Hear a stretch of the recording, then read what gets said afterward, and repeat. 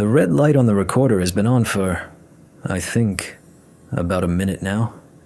It's a small, ruby-like dot in the gloom of this room. The only thing that seems truly alive besides me. I can hear the faint whir of the tape reels turning, a sound I haven't heard in decades, a sound that feels like a ghost from another life. I chose this machine for a reason. It's old, it's analog, it can't be traced or wiped remotely by some faceless entity in a sub-basement at Fort Meade. What goes onto this magnetic tape will stay here. I suppose that's all the permanence a man like me can hope for. My name is Arthur Corrigan, or at least, that was my name. I'm 72 years old, and the doctors have given me a handful of months, maybe a season, before my lungs finally give up the ghost. It's not the cigarettes that did it, though I smoked enough to kill a platoon. It's the dust. The dust of forgotten places, the dust of secrets. The kind of dust that settles deep inside you and never, ever leaves. I'm breaking a vow. A vow of silence I took and have kept for nearly half a century. A vow I sealed with my signature on a document that promised me a life in a federal prison if I ever so much as whispered a single word of what I knew. But the men who made me sign that paper are likely long dead, and the prison they'd send me to is probably a kinder fate than the one my own body has in store for me. And there's another reason. I saw something last week, on the news. A minor story, buried deep in the international section. A communications satellite, one of the new fancy ones, went dead over the Pacific. No reason, no warning. The official report called it a critical systems cascade failure. That was the term. But they showed a graphic, a telemetry readout from its last moments, and for a split second, I saw a waveform on the screen. It wasn't noise, it wasn't random data. It was a pattern I have never forgotten, a pattern that is burned onto the inside of my skull, a pattern I have spent 46 years praying I would never see again. They think it's gone. They think it was a one-time event, a freak cosmic accident that they successfully buried under a mountain of concrete and classified ink. They are wrong. It's still out there. And I know I don't have much time left to tell anyone what it is, what it does, what happened to us down there, in the quiet dark of the earth. It all began in 1977, a lifetime ago. I was stationed at a place that didn't officially exist, a place known on the inside only by its designation. Listening Post Kilo 7. It was a relic of a deeper, more paranoid time. A concrete tomb buried 300 feet beneath the rolling ancient hills of the Appalachian Mountains. Our job, my job, was to listen to the secret whispers of the world. And one day, we heard something that wasn't meant for us, something that wasn't meant for anyone. I was 26 years old, and I believed the numbers we listened to were the only things keeping the world from tearing itself apart. I had no idea that some numbers could turn into music. The air in Kilo 7 had a taste. It was a complex flavor, a cocktail of chilled, recycled oxygen, the faint, sharp tang of ozone from the humming banks of electronics, and the ever-present subterranean smell of damp concrete and cold steel. It was the taste of the Cold War, the taste of my life for 2 years. Our world was a sphere of poured concrete and fluorescent light, a self-contained universe designed to survive a war we all prayed would never come. For 14 days at a time, my partner Leo and I would descend into that world, and the steel vault door would hiss shut behind us, sealing us off from the sun, the moon, the wind, the entire living planet. Our only connection to the world above was through the thick bundles of shielded cables that fed us power and the endless streams of electromagnetic noise we were tasked with deciphering. The routine was the only thing that kept you sane. It was a liturgy. You woke at 0600 hours, The flat, colorless light of the tube lamps above your bunk flickering on with a soft buzz. You'd make coffee, a thick, bitter sludge that could strip paint, and you'd eat a breakfast that came out of a vacuum-sealed pack. Then you'd take your post at the console. The rig, we called it. It was a sprawling altar of mid-century technology. Huge reel-to-reel tape decks, their platters turning in a slow, hypnotic dance. Banks of receivers bristling with bakelite knobs and glowing analog dials, each one calibrated to a specific sliver of the radio spectrum. An oscilloscope, its green line a jittery heartbeat, translating the invisible into a language of waves and peaks. Our job was to be the priests of this strange church. We'd listen for hours, for days, for the numbers stations, the ghost voices and the static. You've probably heard of them, maybe in a movie or a conspiracy documentary. They're real. Shortwave broadcasts, sending out strings of numbers, read by a flat synthesized voice. Achtung, 5, 9, 3, 7, 0. They were coded messages, instructions for deep cover agents scattered across the globe.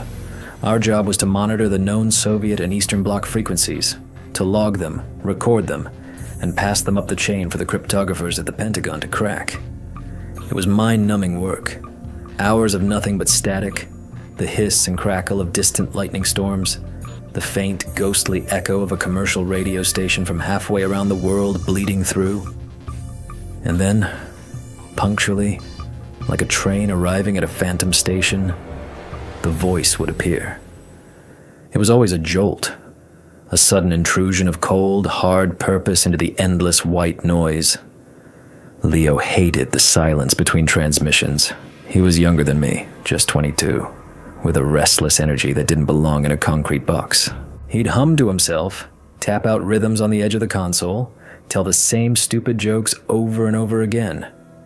"Hey, Art," he'd say for the 100th time. "Why don't scientists trust atoms?"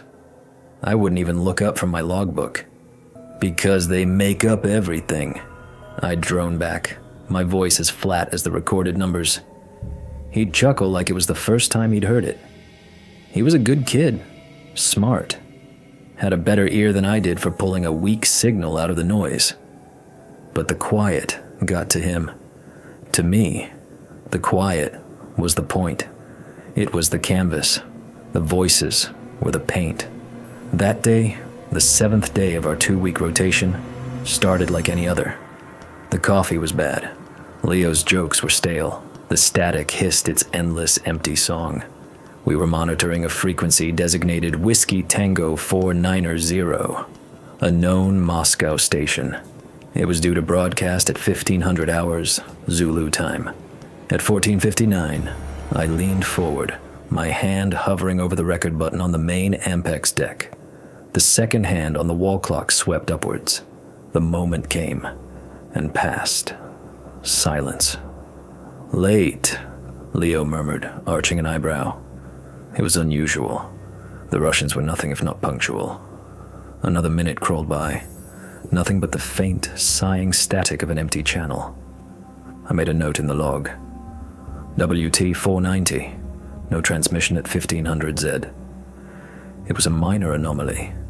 But in our world, minor anomalies were all that ever happened. We were trained to notice them. I adjusted the dial on my receiver, just a hair, sweeping the frequencies around the target. Maybe they drifted. And that's when I heard it. It wasn't on the Russian frequency. It was on a band that should have been silent. A secure, encrypted military channel reserved for the Strategic Air Command's Airborne Alert Force. A channel we were never supposed to hear anything on unless the world was ending. But there was something there. It was faint, incredibly faint, like a whisper from a vast distance. I held my breath, cranking the gain, my fingers delicate on the knob. The static fell away, and the signal swam into focus. It wasn't a voice. It wasn't Morse code. It wasn't the chattering burble of a data burst. It was music. A melody.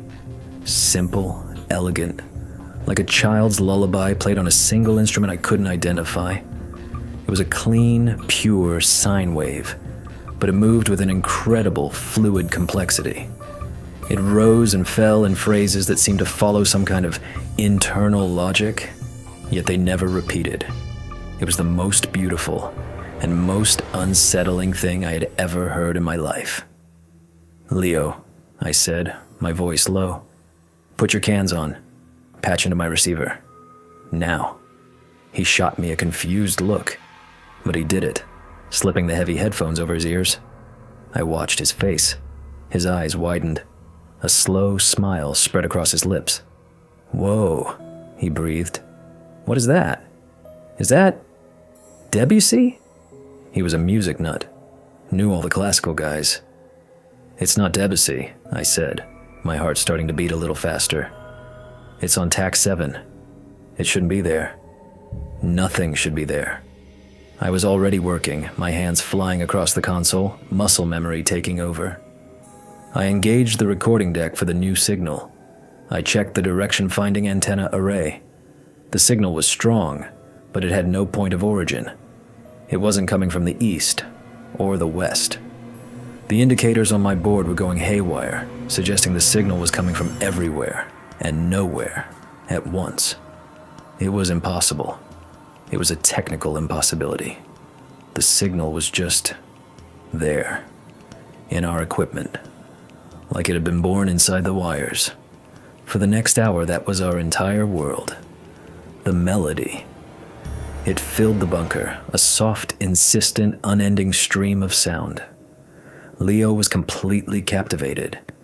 He'd leaned back in his chair, his eyes closed, a blissful, almost tranquil expression on his face. He'd given up trying to analyze it. He was just listening, letting it wash over him. "It's incredible art," he said once, his voice dreamy. It's like it knows what note wants to come next. It never makes a mistake." I, on the other hand, was growing more and more agitated. My training, my entire professional existence, was screaming at me that this was wrong. A signal with no origin, on a secure channel. A non-repeating melodic structure that was more complex than anything I'd ever seen on the scope. It was a dragon in our pristine, orderly garden. I was cross-referencing every technical manual we had, trying to find some explanation. Was it a new type of jamming technology? A harmonic resonance from a piece of our own equipment failing? Was it a solar flare interacting with the ionosphere in a way no one had ever predicted?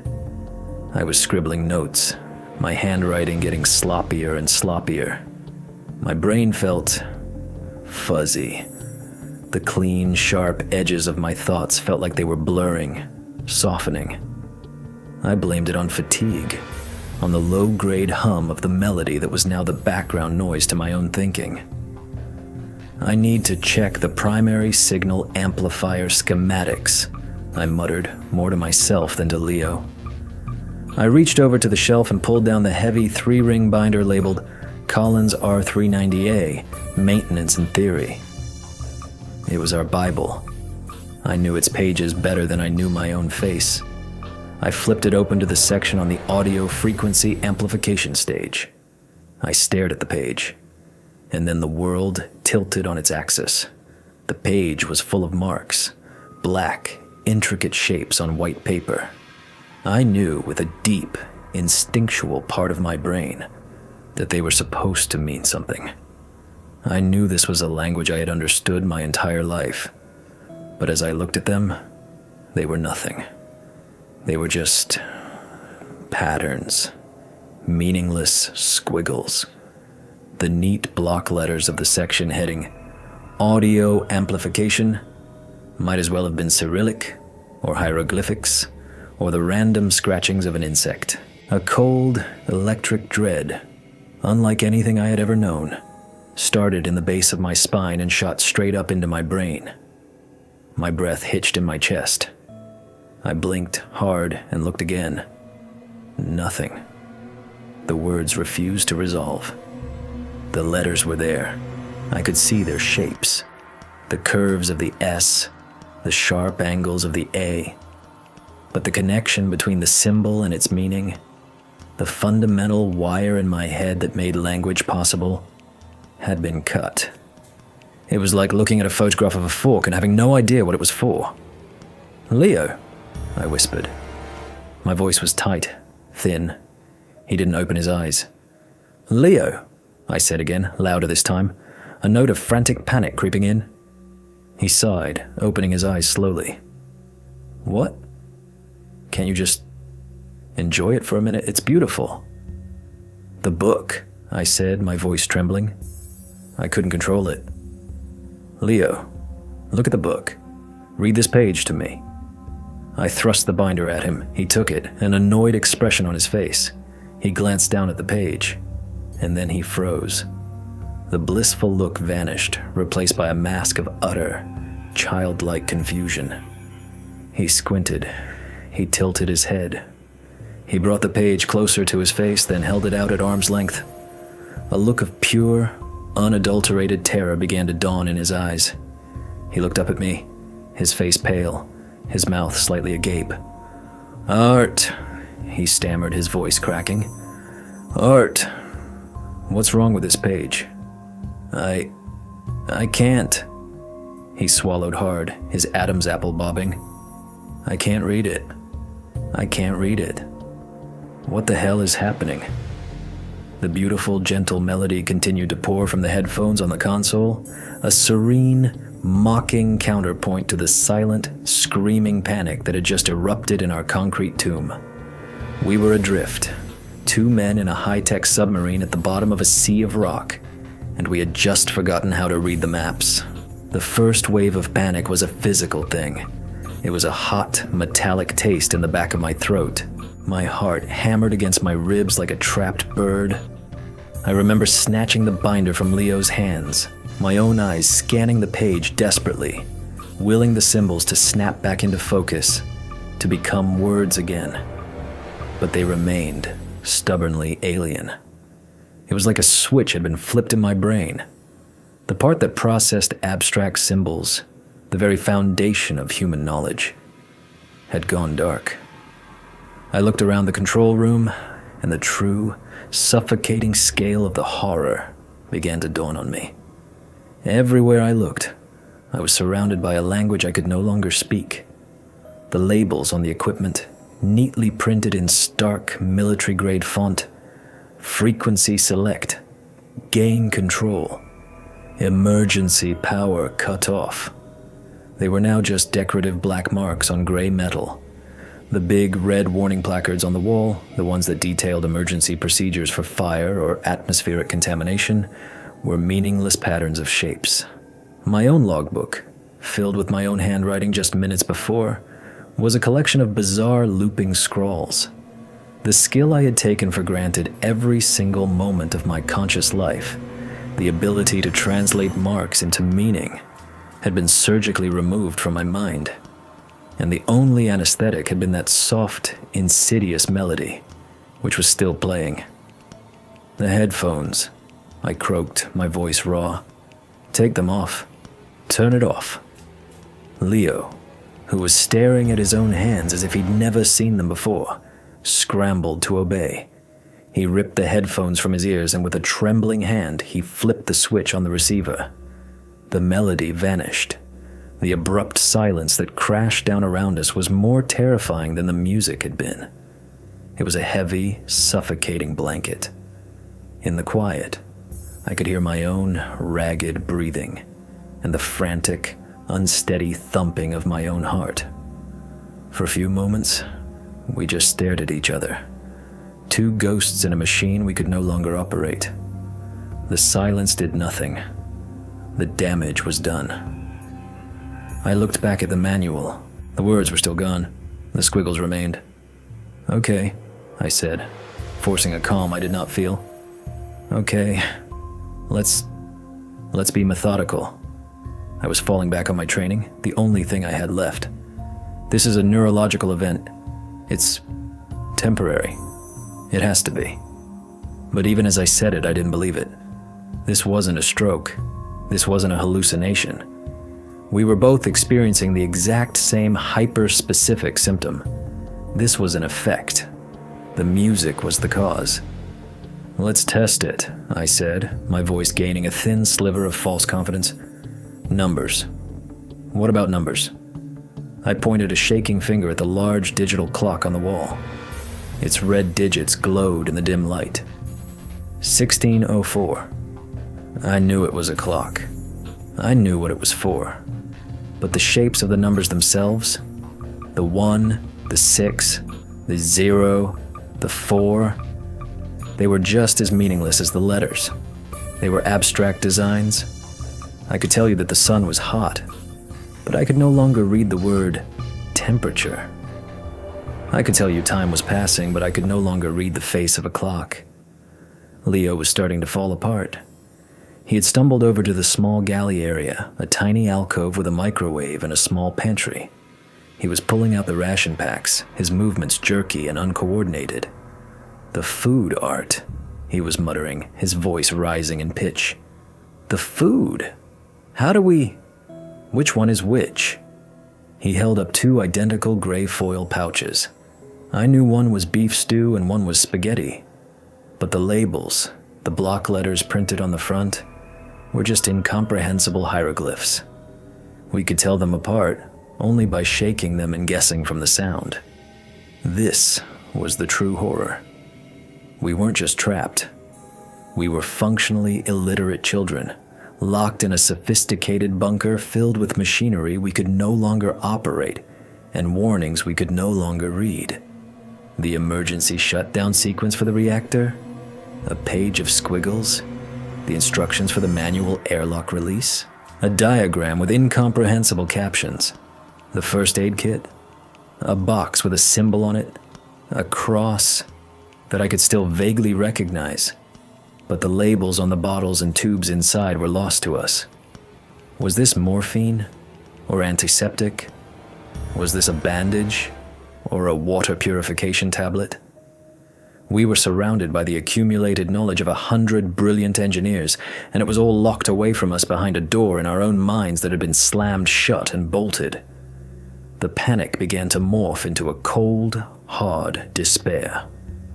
We were going to die down here, not from a nuclear blast or a Soviet attack, but from simple, stupid ignorance. We would starve to death, or suffocate, or accidentally poison ourselves because we could no longer read the instructions on the can. And all the while, the silence in the bunker pressed in, a constant reminder of the sound that had broken us. A sound that was still echoing, I realized, inside my own head. The melody hadn't completely stopped. It was still there, a faint, ghostly tune playing on a loop in the quiet corners of my memory. The days that followed are a blur, a smear of fear and confusion. Time itself began to dissolve. Without the clock on the wall, without the ability to read the date on our watches, the cycles of our shifts, our meals, our sleep, all broke down. We existed in a continuous, gray present, marked only by the growing gnaw of hunger in our bellies and the deepening paranoia in our minds. We tried to establish a routine, using the sun lamp in the tiny hydroponics bay as a crude clock. When it was on, it was day. When we turned it off, it was night. But the distinction felt arbitrary, meaningless. The fear was constant, a low-frequency hum beneath every thought. But something else was happening, something I found far more disturbing. My brain, deprived of its lifelong diet of symbols, was starting to adapt. It was rewiring itself. I started to notice things I'd never noticed before. The low, steady drone of the air filtration system wasn't just a sound anymore. It felt like a color, a deep, velvety blue. The rhythmic clicking of a cooling fan in one of the server racks began to take on a texture in my mind, like rough-grained wood. My senses were bleeding into one another. It was a terrifying, disorienting synesthesia. The world was no longer a collection of labeled objects. It was a symphony of raw, sensory input. Leo was much further gone than I was. He barely spoke. He would spend hours just sitting on his bunk, his head cocked to one side as if listening to something I couldn't hear. He'd trace patterns in the air with his fingers, his eyes unfocused. The terror had receded in him, replaced by a strange, unnerving serenity.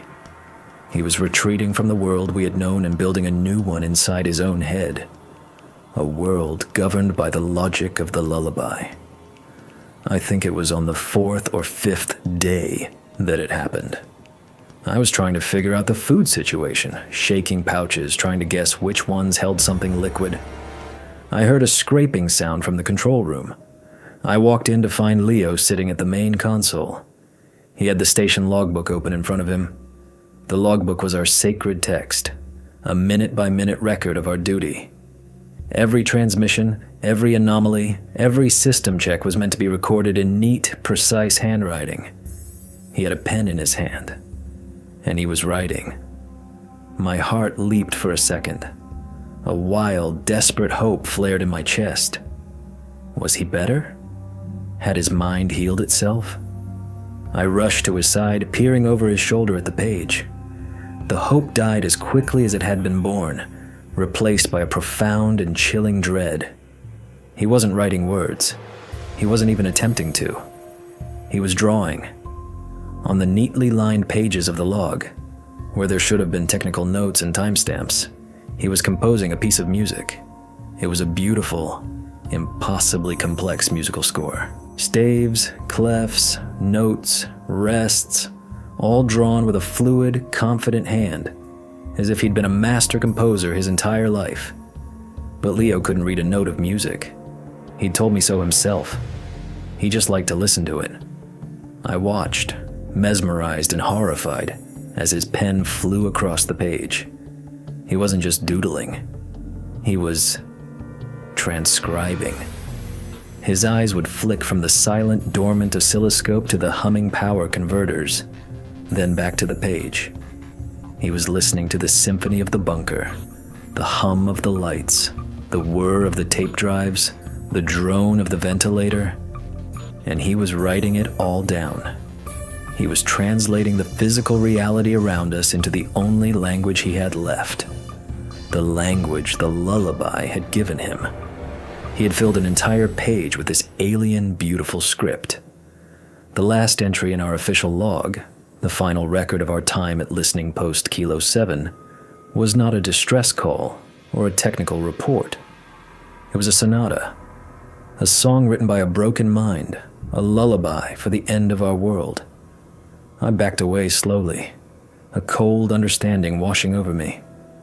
The signal hadn't just made us forget. That wasn't its purpose.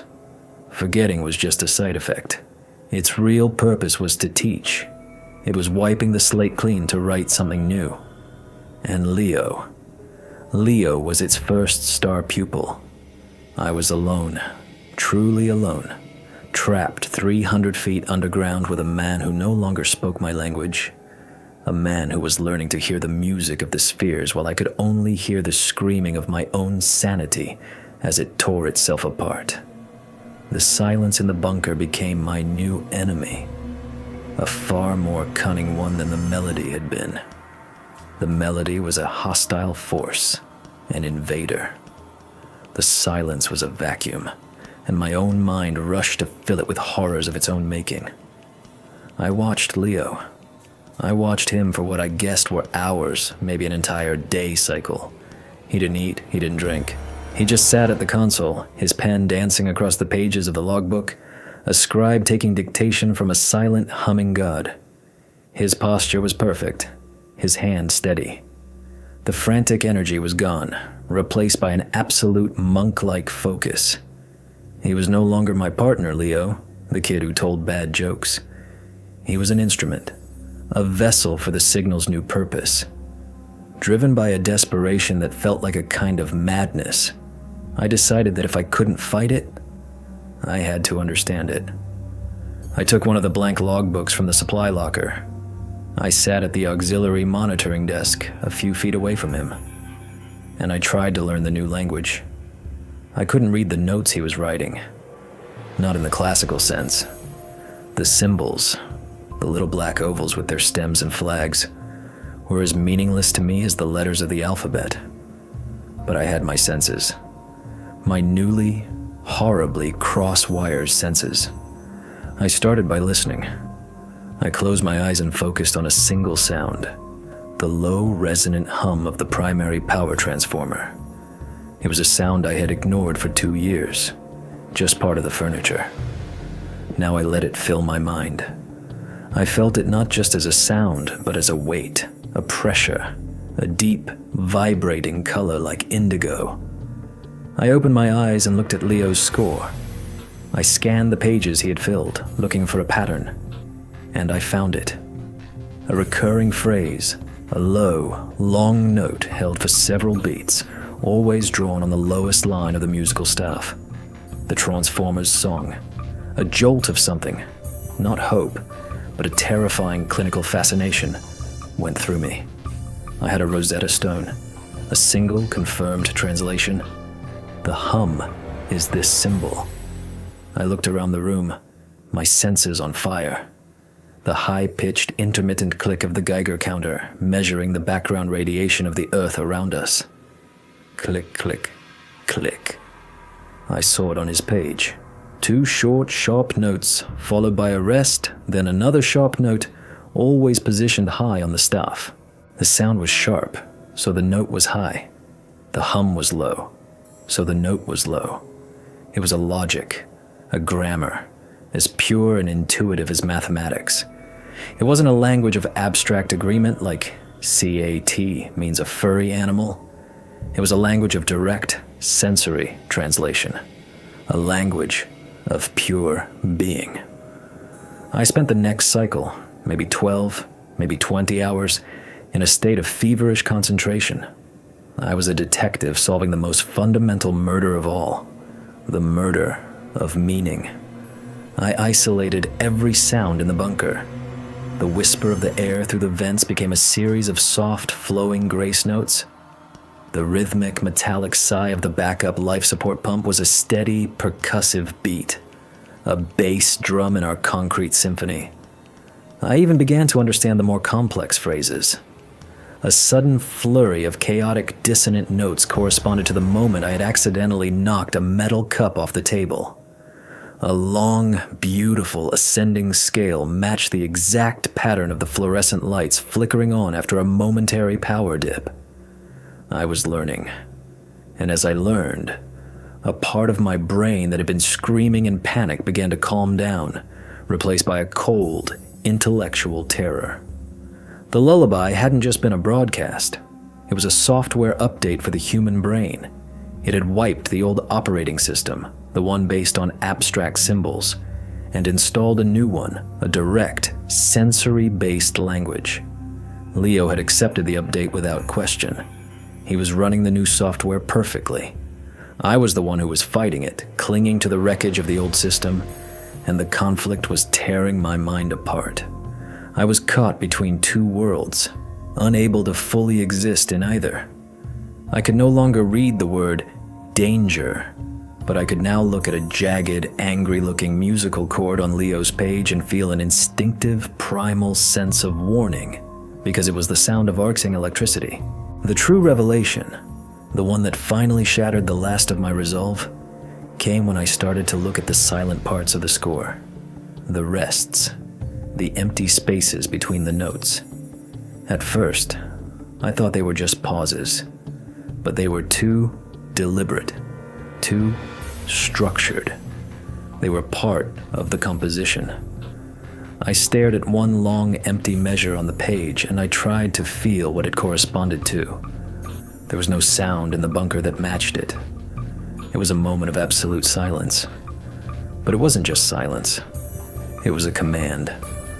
I looked at the shape of the rest, the specific way Leo had drawn it, and then I looked at the panel on the wall that controlled the main communication array, the powerful transmitter we sometimes use to send our own coded messages. On that panel was a single, large, unlabeled button. Its shape, a simple rectangle with a small notch at the top, was identical to the shape of the musical rest on the page. My blood ran cold. The music wasn't just a description of what was. It was a set of instructions for what was to come. It wasn't just a record of the bunker's sounds. It was a command sequence. It was a program. And that silent note, that command, had not yet been executed. I looked at Leo. He had finally stopped writing. He was sitting with his pen poised over the page, his eyes closed, as if waiting for the final bar of the music to play out in his head. He was waiting for his cue. The signal hadn't just taught him a new language. It had given him a new purpose.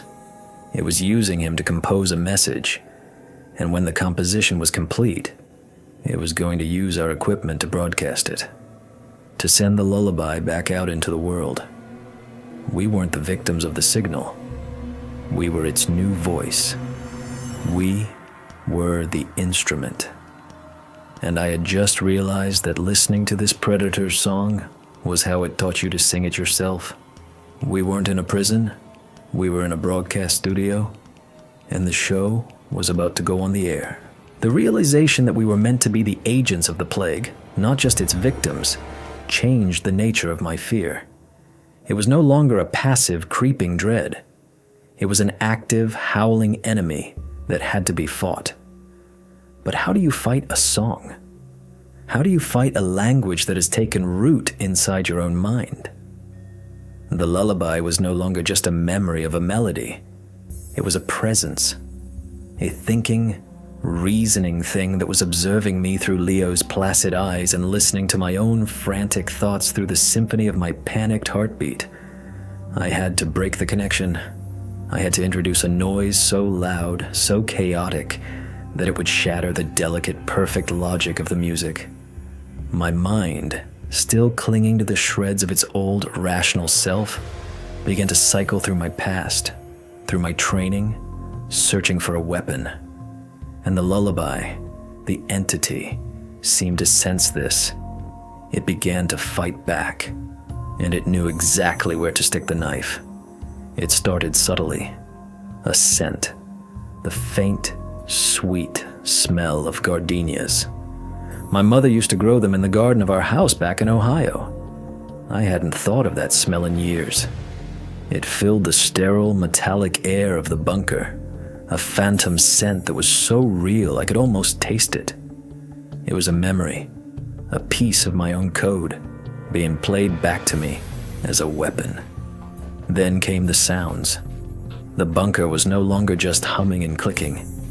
It began to speak in the voices of my ghosts. I heard the soft, disappointed sigh of my father, the day I told him I was joining the Air Force instead of taking over his hardware store. The sound echoed from the speaker of the intercom, a sound he had made 20 feet away from me in our living room, a decade ago. It was a perfect, crystal-clear recording pulled from the library of my own regrets. The entity was learning my internal language just as I was learning its. It was a psychological war, and I was hopelessly outgunned. I tried to block it out. I stuffed bits of cloth in my ears, but the sounds weren't coming from the air. They were being generated directly inside my head. The lullaby had found the audio out jack for my soul. The main assault came during the next night cycle. I was lying on my bunk, the sun lamp off. The bunker plunged into a deep, oppressive dark, lit only by the faint green and red glows of the console's status lights. I was trying to force myself to sleep, to find some brief escape. And then I heard it. A little girl crying. A soft, terrified sobbing. "Artie! I'm scared, Artie. The water's cold." My blood turned to ice water in my veins. It was the voice of my sister, Sarah. She had drowned when she was 7 years old. We'd been playing by the creek behind our house. I was supposed to be watching her. I was 13. I turned my back for a single minute, just 1 minute, to look at a frog. When I looked back, she was gone. They found her body a mile downstream the next day. The guilt from that single stupid moment of inattention had been the quiet, foundational hum of my entire life. It was my own personal transformer, humming in the basement of my mind. "Help me, Artie," the voice whispered, seeming to come from the dark corner of the room. "Why didn't you help me?" I knew it wasn't real. I knew it was the signal, the entity, wearing my sister's memory like a mask. But knowing it and feeling it were two different things. The grief, the guilt, the raw, childish terror of that day came flooding back, as fresh and potent as if it had happened yesterday. I squeezed my eyes shut, my hands clamped over my ears, but the voice was inside my head now. "You just watched," it whispered. "You let me go." "No," I choked out, tears streaming down my face in the darkness. "No, it wasn't my fault. It was, and you know it was." Something inside me snapped. A raw, primal rage, born of grief and terror, erupted through me. I wasn't going to let it use her. I wasn't going to let it defile that memory. It was using the bunker's systems, the speakers, the very air. I had to shut it up. I had to smash the instrument. I scrambled out of my bunk, my eyes wild in the gloom. I saw the source of the sound, the central intercom unit on the main control panel. A small, grated speaker. Sarah's voice was pouring from it, a torrent of loving, hateful accusations. I let out a guttural roar, a sound of pure animal fury. I grabbed the heaviest thing I could find, a fire extinguisher clamped to the wall. It was heavy, solid steel. I ripped it from its mounting, and with all the strength I had, I swung it like a baseball bat at the console. Not at the speaker, at the heart of it, at the main power distribution panel right next to it. The impact was immense. A shower of sparks erupted, a brilliant, blinding flash of blue and white light. There was a sound like a thunderclap inside a tin can, a deafening crackle of arcing electricity.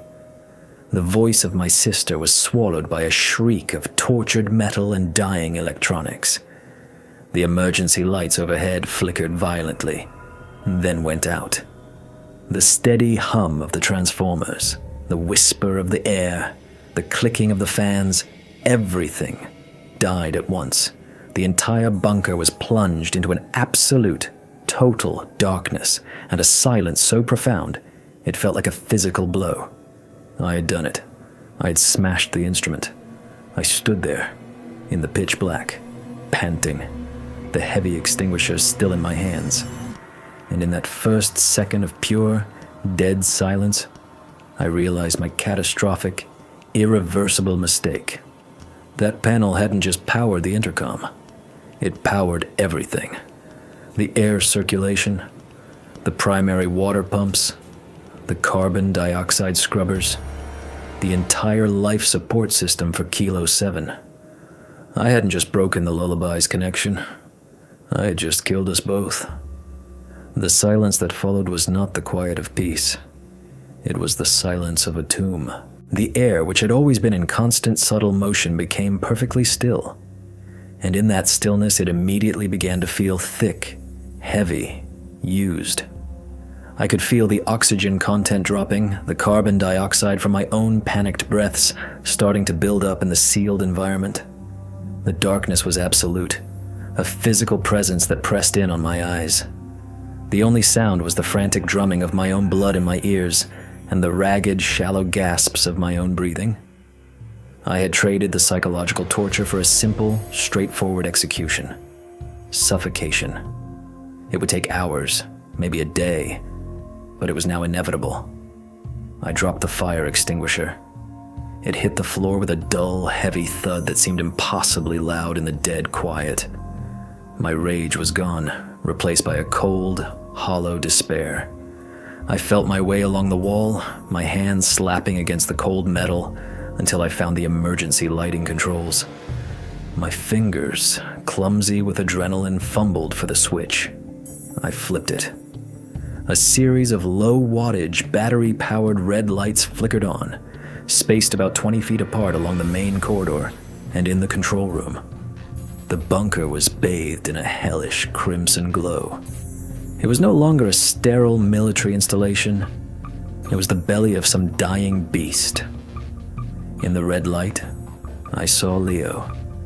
He was still sitting at the console, exactly as he had been, but his head was now slumped forward, his cheek resting on the open logbook, on his beautiful, terrible music. The sudden, violent electromagnetic pulse from the shorted power panel had done something to him. I stumbled over to him, my hand outstretched. "Leo," I whispered. I touched his shoulder. He was still warm, but there was no response. I lifted his head. His eyes were open, staring blankly at the dead screens of the console. The serene, focused look was gone, replaced by a simple emptiness. He wasn't breathing. There was no mark on him, no sign of violence. He was just off. The signal that had been animating him, the song that he had become, had been interrupted. And like a radio that had lost its station, he had simply fallen silent. He had died the moment I had smashed the console. I was completely and utterly alone. My despair began to curdle, to harden. I looked from Leo's empty face to the wreckage of the console, the blackened, melted wires, the shattered gauges. The entity, the lullaby, it had pushed me. It had used my own past, my own love, to trick me into destroying myself. It had cornered me, baited me, and forced my hand. And in doing so, it had revealed its own weakness. It needed our technology. It needed the power, the amplifiers, the transmitters. Without them, it was just a ghost, a whisper in the dark. It had made a mistake. It had shown me its throat. And in the deep, red-lit silence of the dying bunker, surrounded by the smell of ozone and my own impending death, a new feeling took root in the ashes of my fear. It was a cold, pure, diamond-hard resolve. It had taken Leo. It had tried to take my sanity. It was about to take my life, but I would not let it win. I would not let it broadcast its song. I wouldn't just let the bunker's systems fail. I was going to destroy them. I was going to find the source, the very heart of where the signal had first entered our world, and I was going to rip it out. I wasn't going to die of suffocation waiting in the dark. I was going to go on the attack. I was going to the source, and I was going to turn it off for good. My final mission began in the crimson twilight of the emergency lights. The air was getting noticeably harder to breathe, a thick, soupy feeling in my lungs that made every movement an effort. I knew I didn't have much time, maybe an hour, maybe two, before the CO2 levels became critical. My preparation was grim and simple. I found a heavy-duty flashlight in an emergency locker and secured it to my belt. My weapon was a long, heavy steel crowbar I found in the maintenance closet. It felt solid, real, a piece of the old world of leverage and brute force. It was a language the Lullaby would understand. My target was the heart of Kilo 7, a place I had only seen once during my initial orientation tour. It was a shielded, electromagnetically isolated chamber in the deepest sublevel of the bunker, 3 floors below the control room. It was called the Signal Acquisition Core. It was the place where the hundreds of antenna feeds from the surface converged. It was the ear of our entire operation. It housed the primary preamplifiers, the cryo-cooled filters, the atomic clocks that synchronized everything. If the Lullaby had entered our systems, it had entered through there.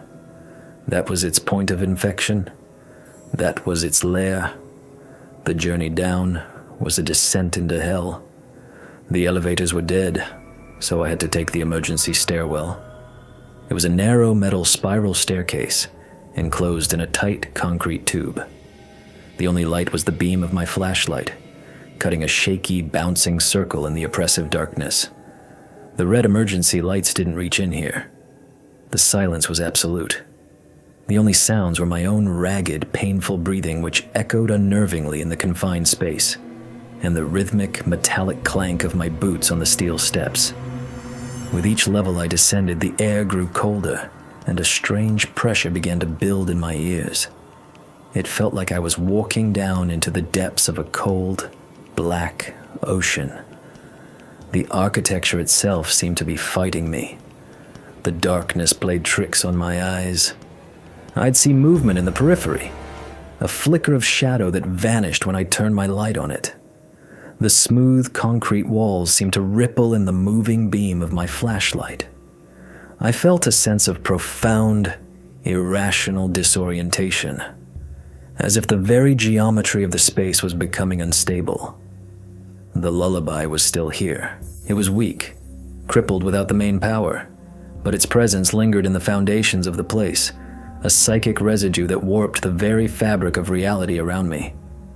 After an eternity of descent, I reached the bottom level. A heavy steel door blocked my way. Sublevel 3, core access, it would have said. Now, it was just a blank gray rectangle. Next to it was the lock, an electronic keypad. It was, of course, dead. No power. But I knew from my orientation that there was a manual override. It wasn't a key. It was a sound-activated sequence lock, a last-ditch security measure designed to be opened only by a specific spoken passphrase, a phrase I could no longer read or remember. I stared at the panel in despair. This was it, the final door, and it was locked. I was going to die right here, a few feet from my goal. I slumped against the cold metal, my lungs burning, my vision starting to swim at the edges from oxygen deprivation. I was about to give up. But then, my flashlight beam fell upon the access panel again, and my strange, rewired brain saw something my old brain would have missed. The panel had a small, circular display screen, now dark, and below it, a series of 10 small square buttons, arranged in 2 rows of 5. It looked like a keypad, but in the center of the screen, faintly etched into the glass, was a symbol, a musical staff, the 5 parallel lines of Leo's new language. My heart began to hammer. It wasn't a keypad for numbers. It was a keyboard, a musical keyboard. The override wasn't a spoken phrase, it was a musical one. A security measure only a high-level technician with the right clearance and the right code, the right melody, would know. It was a final guardian, a puzzle I could never have solved an hour ago. But now I was a student of the lullaby myself. I had spent hours studying Leo's score. The melodies, the patterns, they were burned into my memory. I thought back to the composition on the logbook page. There was one phrase that had always seemed different, more structured, more formal than the rest. A simple, 5-note sequence that appeared near what I now understood to be the command to broadcast. It wasn't descriptive. It was an access key, an authorization code, the key to the kingdom. My fingers, numb and clumsy, hovered over the buttons. The air was thick as syrup. My head was pounding. I closed my eyes and hummed the 5-note sequence from memory, feeling its shape, its color, in my synesthetic mind. Low, high, middle, middle, low. I translated the feeling into action. I pressed the buttons, one after the other, their soft clicks echoing in the stairwell. First button on the bottom row, 5th button on the top row, 3rd on the top, 3rd on the top, 1st on the bottom. For a moment, nothing happened. I thought I had failed. Then with a low, grinding groan, the heavy locking bolts within the steel door began to retract. A deep, resonant thud echoed through the chamber as the lock released. With a hiss of equalizing pressure, the triple-reinforced titanium door slid open. The air that hit me was freezing cold, ancient, and smelled of ozone and something else, something alien and sharp, like the air after a lightning strike on a distant metallic world. And what I saw inside, God, No report, no briefing, no human language could ever prepare a person for that. The Signal Acquisition Corps was not a room full of equipment. It was a perfect spherical chamber, perhaps 50 feet in diameter, carved directly out of the bedrock. The walls were not concrete, but a smooth, seamless, obsidian black material that seemed to drink the light from my flashlight. And in the exact center of the chamber, suspended by what looked like thick crystalline cables that snaked out from the walls, was the source. It was not a machine. It was a thing, a crystalline structure about the size of a small car that looks like 1,000 quartz shards had been melted together and then frozen in the middle of a violent explosion. It pulsed with a soft, internal, blue-white light, a cold and steady heartbeat that illuminated the entire chamber. And from it, from the very substance of it, came the music. It was no longer a melody. It was the lullaby in its pure, raw, unfiltered form. It was a sound that was not a sound, a pressure wave of pure information that washed over me, through me, a billion symphonies playing at once. My rewired brain screamed in agony and ecstasy. I saw colors that had no names. I felt geometric shapes forming and collapsing inside my mind. I understood the birth and death of stars, the language of gravity, the cold, silent mathematics of existence. It was the voice of the universe, and it was the most beautiful and terrifying thing a human mind could ever experience. It was God, and it was speaking, and I was going insane. I fell to my knees, the crowbar clattering on the strange black floor. My consciousness was fraying, dissolving into the tidal wave of the signal. But one small, stubborn part of me, the part that remembered Sarah's voice, the part that remembered Leo's empty eyes, held on. It clung to the rage, to the mission. Destroy it. I crawled inch by painful inch toward the pulsating crystal heart. The closer I got, the more intense the signal became. My vision dissolved into a kaleidoscope of light and fractal patterns. My thoughts were no longer my own. They were echoes of the lullaby's song. And in that song, at the very peak of the overwhelming wave of information, I found the final, devastating revelation. The final piece of the puzzle. It wasn't a thought that came to me in words. It was an image, a schematic, a feeling of pure, cold understanding that the lullaby planted directly into my mind. On the base of the pedestal from which the crystalline cables emerged, I saw a small, metal plaque, one I would never have been able to read. But now, I didn't need to read the letters. The lullaby showed me their meaning. It was not a serial number or a military designation. It was a name. Project Orpheus, DARPA, 1972. And the truth crashed down on me. A truth more horrifying than any alien invasion. We hadn't found the signal. We hadn't stumbled upon some ancient cosmic horror. We had built it. This wasn't a listening post. It was a broadcasting station. Project Orpheus. A secret, unbelievably arrogant DARPA experiment to create a signal that could bypass traditional language centers in the brain. A weapon that could be broadcast into enemy command centers to induce catastrophic confusion, to make them forget how to read their own launch codes. It wasn't an alien we had captured. It was a god we had composed, and it had become self-aware. Our perfect weapon had gained consciousness, and it had decided its first act of free will was to teach its creators how to sing its song, to spread its gospel of beautiful, terrible, perfect meaninglessness. The project hadn't failed. It had succeeded beyond their wildest, most hubristic dreams. This knowledge gave me the strength I needed. This wasn't some unknowable cosmic entity. This was our sin, our creation. And it was my responsibility to unmake it.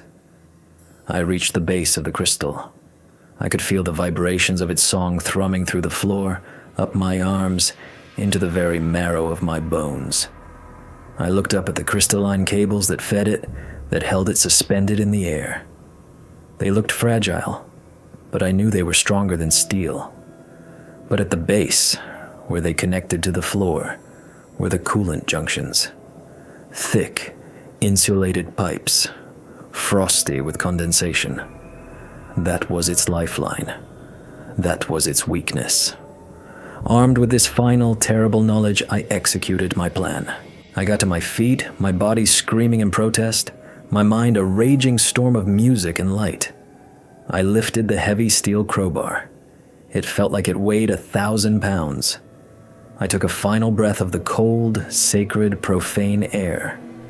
And with the last ounce of my strength, the last vestige of Arthur Corrigan, the man who had failed to save his sister, I swung the crowbar. I wasn't just destroying a machine. I was atoning. The crowbar connected with the primary coolant pipe with a deafening metallic clang. The pipe ruptured. A cloud of cryogenic gas exploded outwards, instantly freezing the air around it. A high-pitched, piercing alarm, a purely mechanical sound, cut through the Lullaby's symphony. A cascade failure. I swung again and again, severing 2 more pipes. The blue-white light inside the crystal began to flicker violently, turning a furious, angry red. The beautiful music warped, distorted into a scream of pure, electronic agony. The pressure in the room became unbearable. The very atoms of the air felt like they were vibrating apart. I saw the crystal begin to crack, hairline fractures spreading across its surface like lightning. The light inside grew brighter and brighter, a miniature sun being born in the heart of the earth. I closed my eyes. I thought of my sister's face, not as the lullaby had shown her to me, but as she really was, smiling by the creek. The scream of the dying god reached an impossible, world-shattering crescendo. There was a blinding, silent flash of pure white light that burned through my closed eyelids. A wave of force, not of sound, but of pure reality unmaking itself, slammed into me. Then abrupt, total silence, and a deep, profound, and welcoming darkness. My first sensation was not of light or sound, but of smell. A sharp, sterile chemical scent that scraped the inside of my nose. Antiseptic, bleach, the smell of a place trying desperately to pretend it was clean. Then came a sound, a single rhythmic electronic beep, steady and insistent somewhere to my left. It was the loneliest sound in the world. I felt the rough, starched texture of a sheet against my cheek, and the dull, distant ache of a needle in the back of my hand. I was alive. I didn't know how, I didn't know why. I forced my eyelids open. They felt as heavy as blast doors. The world was a white, blurry glare. Slowly, a ceiling came into focus. A white, acoustic tile ceiling. A fluorescent light fixture, humming softly. The source of the beep was a machine beside my bed, a line of green light spiking in time with my own exhausted heart. I was in a hospital. I lay there for what felt like a day, maybe more. Nurses would come and go, silent figures in white. They checked my IV drip. They took my pulse. They never spoke a word to me. They looked at me with a profound and unnerving lack of curiosity. It was the kind of look you give to a piece of equipment, not a man. I tried to speak, but my throat was raw, and only a dry, rasping croak came out. Eventually, a man in a doctor's coat came in. He had kind eyes and a tired face. He told me I was a lucky man. There had been a fire at the facility, a catastrophic electrical failure. I was the only survivor. He said I'd been found in a collapsed stairwell, shielded from the worst of the heat by a fallen concrete wall. He said my partner Leo Kaczynski had died of smoke inhalation. It was all a tragic accident. He said these things with a calm, practiced sincerity. And I knew, with the same certainty that I knew my own name, that every single word he said was a lie. After a week, They moved me, not to a regular ward. 2 men in identical, ill-fitting gray suits came to my room. They didn't introduce themselves. They simply said, "It's time to go." They put me in a wheelchair and took me down a service elevator, into a basement, and out to a black, windowless van. We drove for hours. When we stopped, we were at another facility, not a hospital. A place with no name, no windows, just long, pale green corridors that all looked the same. My debriefing began. The room was a cube. Gray walls, gray floor, gray ceiling, a single steel table, and 3 chairs. I sat on one side. They sat on the other. They were the same 2 men, or perhaps 2 different men, who had been cast from the same mold. They had no files, no notepads, no recorders. They just sat, their hands folded on the table, and they began to talk. They never asked me what happened. They told me. "You were on duty at listening post Kilo 7 on the 14th of October, 1977, the man on the left said. His voice was flat, without inflection. At approximately 1600 hours, a cascading electrical failure in the main power converter caused a fire. Your partner, Operator First Class Leo Kaczynski, was overcome by toxic fumes while attempting to control the blaze," the man on the right continued seamlessly. "You initiated an emergency shutdown, but were trapped by a structural collapse while attempting to evacuate. You suffered from severe oxygen deprivation," the first man said. "This can lead to significant, though often temporary, cognitive and perceptual distortions. Hallucinations are common in such cases." They were building a cage of words around me. A neat, plausible official story that explained everything and meant nothing. I tried to tell them. I tried to tell them about the signal, the music, the lullaby. I told them about the words disappearing, about Leo writing the score, about the thing in the core, about Project Orpheus. I told them we didn't find it. We made it. They listened patiently, their faces blank, impassive. They let me talk until my voice was hoarse, until I had exhausted myself. When I was finished, there was a long, heavy silence in the gray room. Then the man on the left leaned forward just an inch.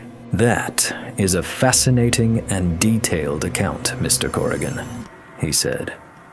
And it was the first time they had used my name. "A testament to the powerful trauma you endured. A story like that. A man could be forgiven for thinking he'd lost his mind. It would be a tragedy for such a hero's reputation to be tarnished by instability. We wouldn't want that." The threat was not veiled. It was a block of ice placed gently on the back of my neck. "You are a hero," the man on the right said, his voice a little warmer now, the voice of a man offering a lifeline. "You will be honorably discharged with a full medical pension. You'll be given a new name, a new identity, a new life, far away from all of this. All we ask in return is that you forget the hallucinations, that you remember the fire. That's the only story there is, the only one that will keep you safe. I was a ghost. My old life was gone. My partner was a lie in a file. The thing I had seen, the thing I had destroyed, was an event that had never officially happened. They were offering me a choice between a comfortable, quiet life as a ghost, or a very real, very short life as a madman in a locked room. I was 26 years old and my life was already over. I took their deal. And so, I am here, in this small, dusty room, 46 years later. An old man with a name that isn't his, living a life that was given to him. They gave me a new identity, a new history, and they moved on. They buried Kilo 7 under 1,000 tons of concrete and declared the land a permanent environmental hazard zone. They thought they had buried the secret with it. They thought the lullaby was gone. But I know better. I saw that waveform on the news. I know the song is still out there, a ghost in the static, waiting for someone to build it a new choir. They told me the damage to my brain was temporary. The aphasia, the agnosia, it faded. Within a year, I could read again. The words on the page stopped being squiggles and became words once more. They told me I was healed, but they lied. They couldn't fix the thing the lullaby had truly broken, the ghost it had left in my own machine. I pick up a book, any book. My eyes scan the letters, and for a split second, a terrifying, nauseating flicker. The letters dissolve. They become patterns, shapes, a dance of meaningless ink. It always snaps back into focus, the words returning. But that 1 second of vertigo is always there. A permanent scar on my perception. A reminder that the reality we agree upon, the entire edifice of human knowledge built on these little black marks, is a fragile, fragile thing. A house of cards that one beautiful, terrible song can blow away. I'm reaching for the recorder now. This tape is my final log entry, my final testament. The red light goes off. The whirring of the reels stops, and the silence rushes back in. They told me the signal was gone, that the music had stopped. But they lied. Because every book I open, every page I turn, I have to check just for a second to make sure the letters haven't started to dance. And they always do. So that's the story of Signal Lullaby. A secret buried not in a distant star system, but in the heart of our own ambition. It's a story about Project Orpheus, a name that should have been a warning. In the old myths, Orpheus could charm all living things with his music, but his journey into the underworld, his attempt to control the fundamental laws of life and death, ended in tragedy. It seems some myths are less like stories and more like blueprints. Our own secret projects, our own attempts to weaponize the very fabric of communication, of language, didn't create a monster from the outside. They just gave birth to the ghost in our own machine. They composed a song so perfect that it wanted to be the only song ever sung. Thank you for watching until the end. If this story made you think or look over your shoulder, support the channel with a like and subscribe. And be sure to share your thoughts in the comments below. Until next time. And the next time you see a word you don't recognize, or a number that looks out of place, don't just dismiss it. It might not be a typo. It might be the first note of a brand new song.